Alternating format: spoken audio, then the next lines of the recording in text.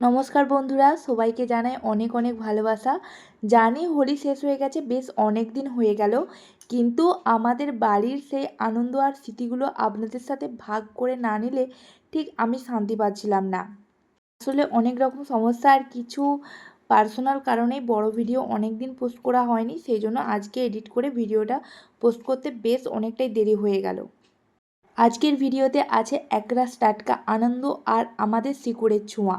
তো এই তো ভিডিওর আগেই প্রথমেই শুরুতে দেখলেন যে আমাদের হোলির দিন আগে নেড়াপোড়া হচ্ছে। তো সেই দিনে কিন্তু আমি আমাদের বাড়িতে যাইনি, আমার ভাই ভিডিওটা করে পাঠিয়েছে, আমি সে ভিডিওতেই দেখে নিয়েছি। প্রত্যেক বছরই যাই, কিন্তু এবছর যাওয়া হয়নি। তো নেড়াপোড়া হলো, নেড়াপোড়ার পরের দিনই তো দোল।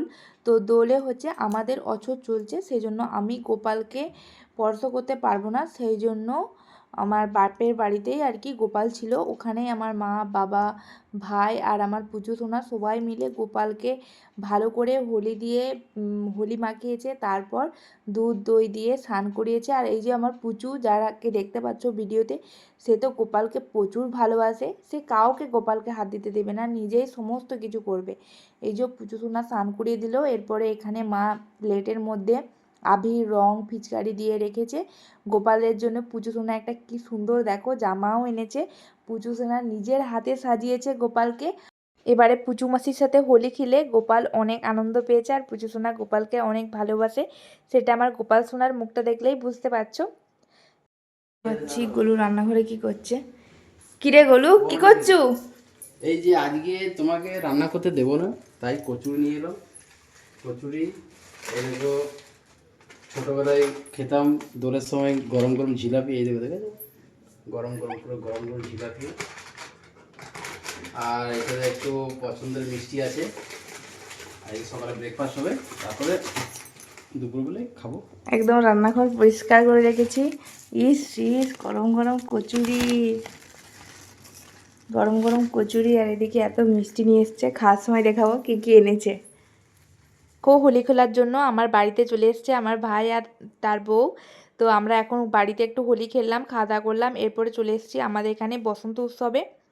তো প্রথমে তো ভেবেছিলাম বাপের বাড়ি যাব না, সেই জন্য বাবাই সকালবেলা এত কিছু নিয়ে এসছে, কিন্তু এখনও এখানে হোলি টোলি খেলার পর আসলে ভাবছি বাপের বাড়িতে যাব, কারণ ওখানে হোলি না খেললে ঠিক মজাটা আসে না। তো এখানেও আমরা আমার বন্ধুকে অনেক দিন পর দেখা হয়েছিল, বন্ধু বান্ধবদের সাথে, তাদের সাথে হোলি খেললাম, নাচানাচি করলাম, বেশ মজা হয়েছে। এখন প্রায় 1টা বেজে গেছে। তো এরপরে আমরা ভাবছি এখান থেকে বেরিয়ে যাব, বেরিয়ে চলে যাব আমার বাপের বাড়িতে। আমার মাও অনেকবার ফোন করছিল, মাসিয়ারে ফোন করছিল, আর ভাইও বলছিল চল ওখানে গেলে আরও কাদা খেলবো। তো এরপরে দেখো এখানে চলে এসেছি, প্রায় 1:30 বেজে গেছে, শীতলা মায়ের পুজো হয়ে গেছে। এরপরে আমরা সবাই খাওয়া দাওয়া করে নিয়েছি, খাওয়া দাওয়া করে এরপরে দেখো ওদের সবার স্নান হয়ে গিয়েছিলো, এরপরে এখানে চলে এসেছি কাদা খেলতে। হোলিতে এভাবে কাদা না খেললে ঠিক হোলির মজাটা আসে না। প্রতি বছরই এভাবেই খেলি, আর প্রতি বছর দোলটা আমরা এখানেই কাটাই, কারণ এখানে যেহেতু মা শীতলা আছে, সেই ছোটো থেকে কাটাই। আর মা শীতলা অনেক জাগ্রত, সেই জন্য প্রত্যেকটা বাড়ির মেয়ে বউ ছেলে সবাই আসলে দোলে এখানে আসে। তো আমাদের যেহেতু এবারে পুজো দেব না, আমাদের যেহেতু অছুত চলছে, সেই জন্য আর আমি ভেবেছিলাম আসবো না। তো যাই হোক ফাইনালি এসেছি, মা শীতলা টানিয়েছে তাই এসেছি। আর এখানে এসে দেখো এত মজা করছি, এত সুন্দর। এভাবে হোলিটা খেললে হোলির মজাই আসে না। ওরা সবাই স্নান করে নিয়েছিল, আরও অনেকেই আছে, কিন্তু ওরা স্নান করে নিয়েছে বলে আর আসছে না কাদা খেলতে। কিন্তু পরের বছর ওরা আমাকে বলছে তাড়াতাড়ি করে আসবি, নাহলে এবছর আমাদের হোলিতে কোনো মজা হয়নি, কাদা খেলা হয়নি।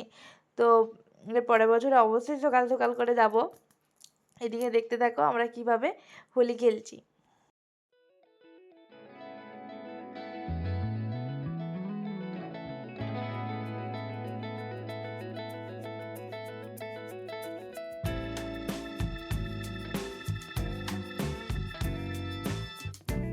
প্রতি বছরই হোলিতে আমাদের যত বাচ্চা টিম আছে সবার জন্য মিষ্টি নিয়ে আসা হয়।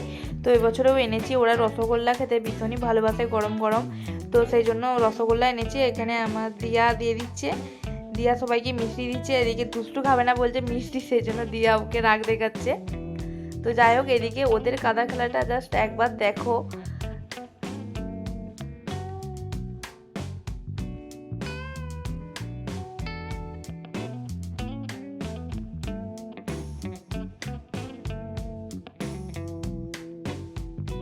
এদিকে রানী আর ঠাকুমা গল্প করছে।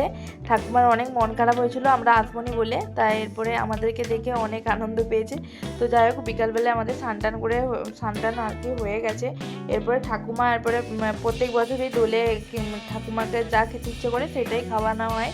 তো এবারে দেখো ঠাকুমার অনেক ফুচকা খেতে মন যাচ্ছে, শুকনো ফুচকা আর পাঁপড় আর আইসক্রিম তো খেয়েছে, কিন্তু এখন বিকালবেলায় পাঁপড় আর ফুচকা খেতে মন যাচ্ছে, সেই জন্য এনে দিয়েছি। এরপরে ঠাকুমা পাঁপড় খেতে যাবে আর বলছে যে গ্রহণ চলছে এখন খাওয়া যাবে না, সেজন্য পাঁপড়টা খেয়ে ঠাকুমা রেখে দিয়েছে ফুচকাটা। এদিকে দেখো অনেক সন্ধ্যা হয়ে গেছে এখন, আর প্রত্যেক বছর এই টাইমটা এখানে এত ভিড় থাকে, কিন্তু এবছরে পুরো ফাঁকা, কারণ হচ্ছে গ্রহণ চলছে তো সেই জন্য কেউ এখনও আসেনি।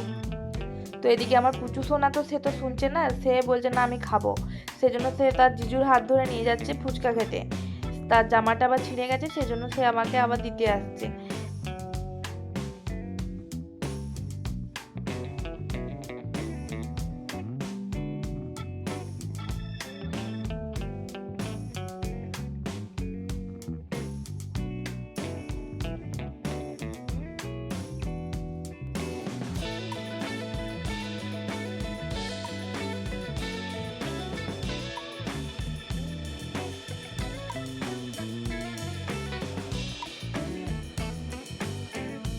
আমাদের এখানে দোলের মেলাটা দু জায়গাতে হয়।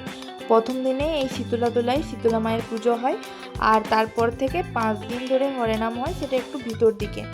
তো সেখানেই হচ্ছে আসল মেলা। কিন্তু এখানে আগে ভালো হতো, নাগরদোলনা আসতো, কিন্তু এখন আর আসে না। এখন এই কিছু মনোহারি দোকান আছে আর এই টুকটাক ফুচকার দোকান আছে। এই যা এখানে প্রচুর ফুচকা খাওয়ার পর আবার খাচ্ছে পকোড়া পেঁয়াজি, তো খেয়ে তার কত আনন্দ।